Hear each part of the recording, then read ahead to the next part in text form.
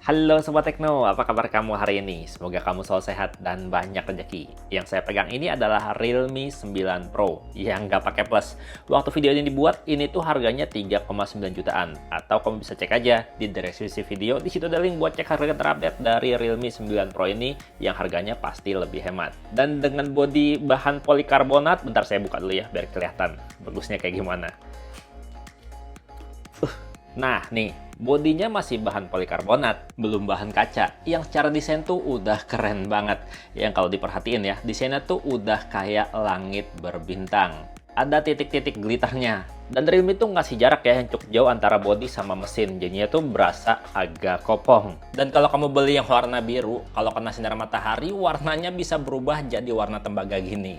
Kalau kata Realme, light shift design namanya. Yang warna biru doang ya, yang hitam nggak bisa.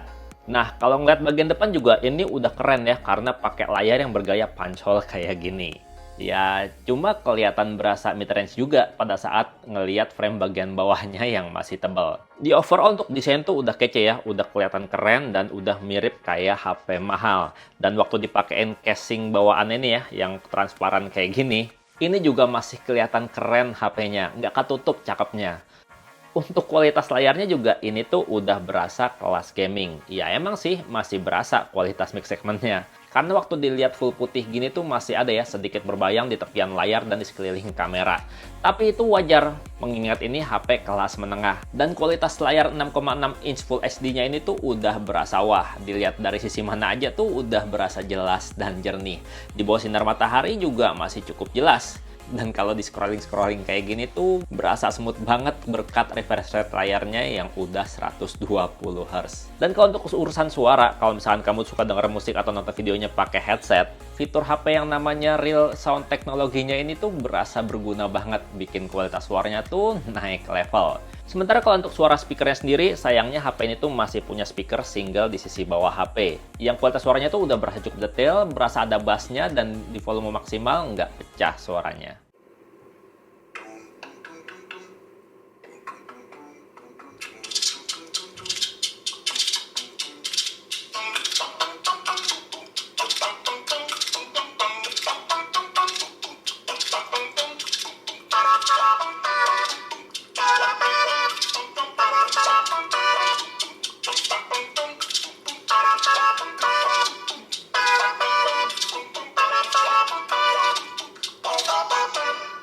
Yang paling saya suka dari HP ini tuh adalah bagian performanya yang udah nyaingin kelas 4-5 jutaan dan ini juga udah bisa 5G. Ya karena HP ini mengandalkan prosesor Snapdragon kelas 600 terkencang saat ini, yaitu Snapdragon 695 dan dilengkapi memori fisik 8GB RAM plus 128GB internal storage. Dan kalau 8GB-nya berasa kurang, kamu bisa tambahin pakai virtual RAM hingga 5GB. Dan kalau storage-nya 128GB masih kurang lega, juga bisa ditambahin pakai micro SD hingga 256GB. Ya tapi, ada tapinya nih. Kamu mesti pilih antara pakai dual SIM atau pakai micro SD. Karena slot SIM kartunya ini tuh masih hybrid. Yang sayangnya kalau diperhatiin baik-baik ya, slot kartunya ini tuh belum dilengkapi seal pengaman karet yang mencegah debu dan cairan masuk. Jadinya kalau kehujanan, hati-hati ya. Sayang banget ya, slotnya masih hybrid. Untung aja udah 5G. Kalau HP cakep kayak gini dipakai buat sehari-hari tuh udah nyaman banget sob. Nah, kalau kamu mau beli HP cakep kayak gini, saya punya tip buat kamu biar dapat banyak promo. Penting belinya tiap hari Senin aja di Bukalapak. Karena ada Monday Madness Gadget Savvy yang ngasih diskon hingga 90%. Promonya nggak cuma HP dan gadget aja, tapi juga elektronik murah diskon hingga 90%. Komputer canggih diskonnya hingga 80% dan kamera keren dikasih diskon hingga 60%. Jadi kalau jajan gadget di Bukalapak, iritnya bakalan kebangetan.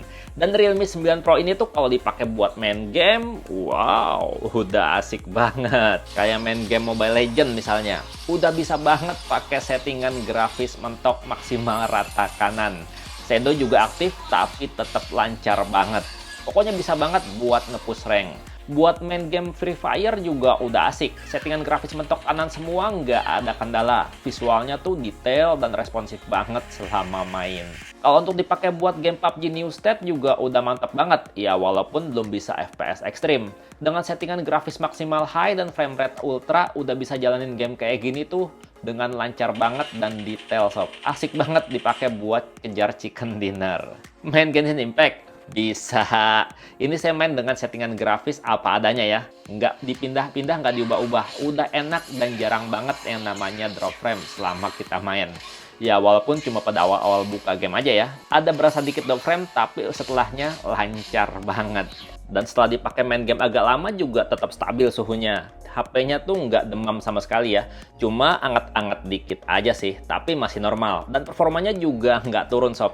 Buat yang suka main game genre FPS juga pasti puas karena sensor gyro-nya tuh responsif. Buat cari arah kiblat juga gampang karena udah bisa kompas. Dan yang suka naik busway atau sering lewat jalan tol juga pastinya seneng karena HP ini juga nggak susah baca dan top up saldo kartu e-money. Sensor sidik jarinya juga udah di sisi bodi, jadi satu sama tombol power. Dan bisa baca jari tanpa harus ditekan. Tap aja langsung sidik jari kebaca dan kunci kebuka. Cepet banget baca jarinya. Dan Realme 9 Pro yang bukan Plus ini tuh udah punya daya tahan baterai yang udah awet banget seharian.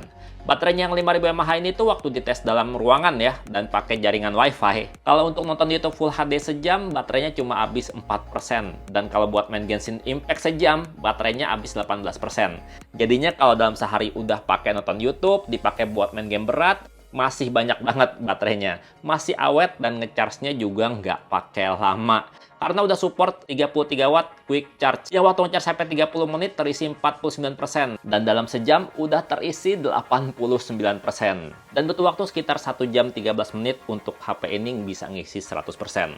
Udah lumayan cepet kan? Dan kalau untuk bagian kamera, ya udah keren sih, udah mantep. Tapi ada beberapa catatan sih. Ya walaupun untuk di kelas harga setara, ini emang udah bagus banget hasilnya. Karena HP ini tuh pakai kamera depan 16 megapiksel dengan POV 79,3 derajat dan bukaan lensa f2.05 untuk foto-foto. Belum punya LED flash buat selfie ya, tapi udah ada screen flash buat selfie dalam gelap. Dan untuk kamera belakangnya udah pakai 64 megapiksel kamera utama dengan aperture f1.79. Kemudian kamera ultrawide 8 megapiksel dengan sudut 119 derajat dan kamera makro 2 megapiksel dan tentunya didukung dengan fitur-fitur kamera yang komplit. Di sebelah kiri ada titik 3 untuk mengakses menu timer, terus juga menu ke kamera setting. Kamu juga bisa temuin ada menu aspek rasio di sini. Ada juga untuk pengaktifan mode AI. Ada juga untuk pengaktifan mode HDR auto, bisa dimatiin juga bisa. Ada juga pengaktifan untuk flashlight, bisa mati, bisa auto, bisa juga menu torch. Di tengah ada 1 kali artinya mode normal ya. Kalau 2 kali adalah perbesaran digital 2 kali. Dan kalau 0,6 kali artinya kamu menggunakan lensa sudut lebar. Dan untuk mode-modenya sendiri ada mode malam, untuk foto-foto malam hari, bisa pakai buat kamera utama maupun kamera ultrawide. Ada mode street, ada mode perekaman video yang sayangnya ya, cuma bisa di Full HD mentok di 30 frame per second doang, nggak bisa 60 frame per second, nggak bisa 4K juga tentunya. Tapi ada mode ultra HD-nya buat perekaman video lebih stabil. Ada mode foto auto, ada mode portrait, ada mode 64 megapiksel, dan kalau kita pilih more akan muncul mode ultra makro, ada mode time lapse, ada mode stereo mode untuk foto-foto bintang, ada mode panorama, ada mode slow-mo, ada mode scanner, juga mode pro. Dimana fitur mode pro-nya juga komplit banget. Ada pengaturan shutter speed dan juga ada pengaturan manual fokus. Terus juga ada mode movie, ada juga mode dual view video dan juga tilt shift.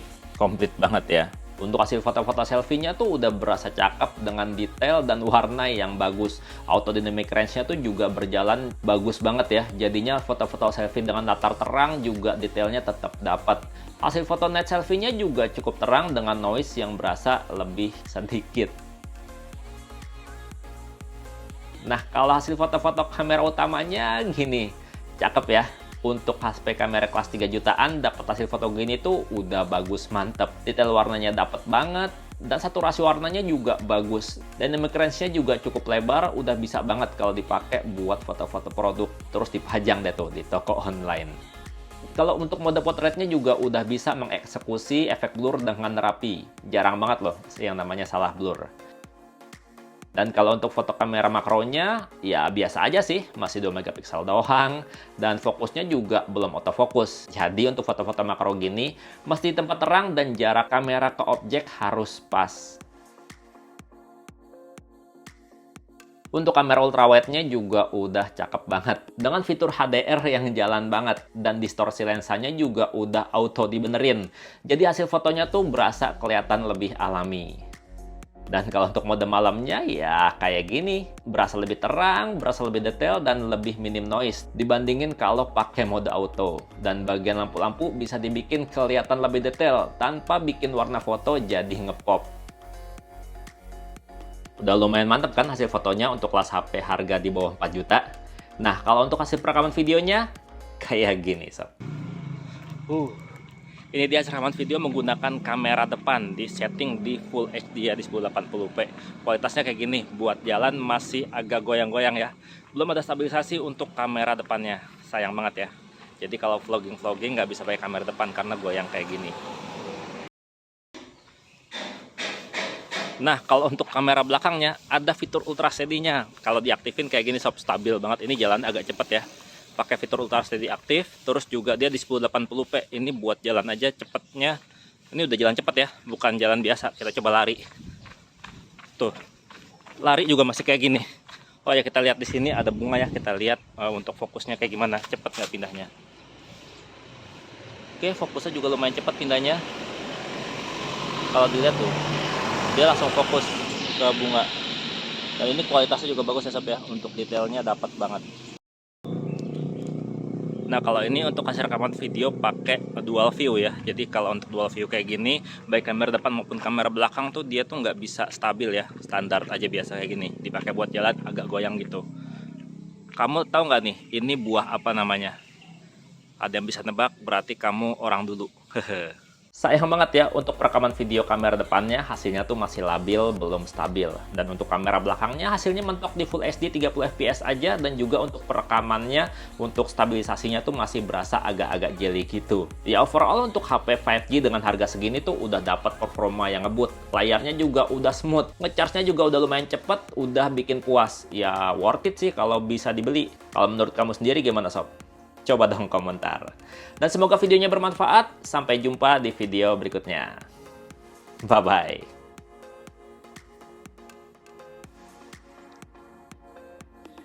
Nempel sidik jari banget.